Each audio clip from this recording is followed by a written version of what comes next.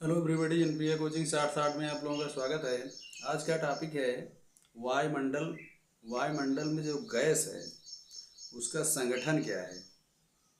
वायुमंडल में गैसों का क्या संगठन है, मतलब कितनी प्रकार की गैसें हैं और कितने कितने प्रतिशत गैसें विद्यमान हैं, यही हम आज पढ़ने वाले हैं। तो आइए देखें वायुमंडल का संगठन।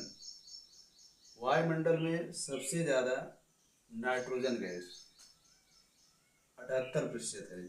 ऑक्सीजन गैस 21% है। मतलब वायुमंडल में जो गैस का जो संगठन है सबसे अधिक जो है नाइट्रोजन है, उसके बाद ऑक्सीजन है, उसके बाद कार्बन डाइऑक्साइड है जो हमारे लिए नुकसानदायक है और फ़ायदेमंद भी है। अब नुकसानदायक तो आप जानते हैं, लेकिन फ़ायदेमंद क्या है, मतलब कार्बन डाइऑक्साइड होने से लाभ क्या है, मैं वो भी बताऊंगा आप लोगों को।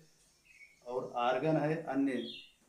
अब कार्बन डाइऑक्साइड 0.03%, मतलब इतना कम होने के बाद भी जो है हम कहते हैं कि जो है प्रदूषण है, तमाम समस्या है। तो ये चीज़ें हैं, तो मतलब सबसे अधिक नाइट्रोजन है। तो आइए देखें कौन कौन सी गैसें जो है वायु में विद्यमान हैं, तो इसको समझते हैं। वायु में nitrogen, oxygen, carbon dioxide, argon, helium, ozone, धूल के कण, जलवाष्प आदि मौजूद है। मतलब वायु में जो हम नहीं देख रहे हैं, कार्बन भी है, नाइट्रोजन भी है, ऑक्सीजन भी है, कार्बन डाइऑक्साइड भी है, उसमें ओजोन गैस भी है, हीलियम और आर्गन भी मौजूद है थोड़े थोड़े मात्रा में। और जो इम्पोर्टेंट बात है, जलवाष्प तथा धूल के कण भी विद्यमान हैं। जो वाष्पीकरण होता है, पानी वाष्पीकरण होकर हवा में जाता है, तो कुछ जलवाष्प जो है हवा में तैरते रहते हैं, हवा में उड़ते रहते हैं एक स्थान से दूसरे स्थान तक। तो वायु में जलवाष्प और वायु में धूल के कण भी मौजूद होते हैं। जैसे धूल के कण, किसी कमरे के अंदर जाइए, 2-3-4 दिन के बाद आप छोटे छोटे कण फर्नीचर पर पाएंगे। वो आया कहाँ से? वो हवा के ही माध्यम से वो छोटे छोटे कण पहुंच जाते हैं, जो हम देखते नहीं, हमको दिखते नहीं, लेकिन वो चलते रहते हैं। तो वायु में कौन कौन सी गैसें विद्यमान हैं? वायु में नाइट्रोजन है, ऑक्सीजन है, कार्बन डाइऑक्साइड है, आर्गन है, हीलियम है, ओजोन है, धूल के कण, जलवाष्प आदि मौजूद हैं। मतलब ये प्रश्न भी बन सकता है कि वायु में क्या क्या चीज़ें हैं। तो ये चीज़ें हैं। और जब हम श्वास लेते हैं, अभी कुछ जानकारी जो इम्पोर्टेंट बातें हैं कि वायु में नाइट्रोजन होने के जो ज़्यादा होने का जो है मतलब है कि वायु में जब हम श्वासन क्रिया करते हैं, हम ऑक्सीजन लेते हैं, तो ऑक्सीजन के साथ थोड़ा बहुत जो है हम नाइट्रोजन भी अपने श्वास से जो है माध्यम से फेफड़े तक ले जाते हैं, फिर उसको हम लौटा देते हैं। क्यों? क्योंकि यहाँ नाइट्रोजन की ज़्यादा मात्रा है और नाइट्रोजन को हमको हमारे शरीर को आवश्यकता नहीं रहती, इसलिए वो पुनः जो है लौट आता है। पौधे नाइट्रोजन को सीधे, अब देखिए नाइट्रोजन की उपलब्धता का फायदा किसको मिल रहा है? तो हमारे जो पेड़ पौधे हैं उसको नाइट्रोजन की सबसे ज़्यादा ज़रूरत होती है। यदि उनको नाइट्रोजन न मिले तो पौधे विकास नहीं कर सकते। तो उनको डायरेक्ट नाइट्रोजन जो है हवा से नहीं मिलना रहता, वो नाइट्रोजन छोटे छोटे जीवों पर निर्भर रहते हैं। कुछ ऐसे जीव होते हैं जो मिट्टी के अंदर रहते हैं और वो जो है वायु से नाइट्रोजन लेकर स्थिरीकरण करके वो मिट्टी में जो है नाइट्रोजन को कन्वर्ट कर देते हैं, मिला देते हैं। तब पेड़ पौधे उस मिट्टी में जो खुले नाइट्रोजन है उसको अवशोषित करके अपना भोजन बनाते हैं। अगर वही जीव न रहे तो उनको नाइट्रोजन न मिल पाए। जैसे मटर के पौधों के नीचे एक राइजोबियम नाम का एक जीव पाया जाता है। मटर चना जो आप जानते हैं, आप लोगों ने देखा होगा, उनके जड़ को आप निकालिए तो उसमें छोटी छोटी गांठें होती हैं, उसी में राइजोबियम नाम का एक जीव पाया जाता है।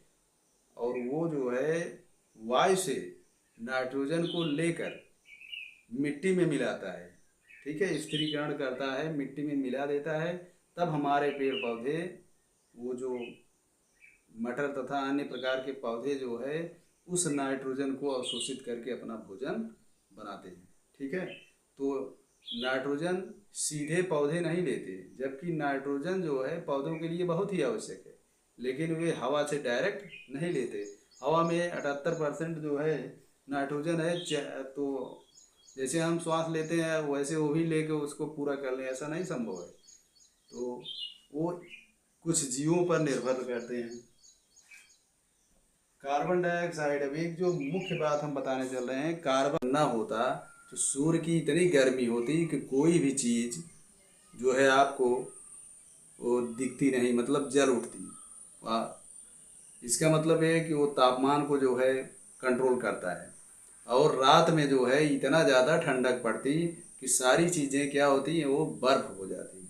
इसलिए कार्बन डाइऑक्साइड जितना नुकसानदायक हमको बताया गया है उतना ही वो फायदेमंद भी है हमारे लिए, क्योंकि कार्बन डाइऑक्साइड के बिना जो है तापमान का जो नियंत्रण का जो क्षेत्र बन रहा है, एक लेयर बन रही है, वो बिना कार्बन डाइऑक्साइड के वो संभव नहीं है। जब हम पृथ्वी से ऊपर उठते हैं, यदि हम पृथ्वी से दूर जाने लगें, इन लेयरों से ऊपर हम बढ़ेंगे तो हमको जो है ऊपर जो है गर्मी का एहसास नहीं होगा, ठंडी का एहसास होगा।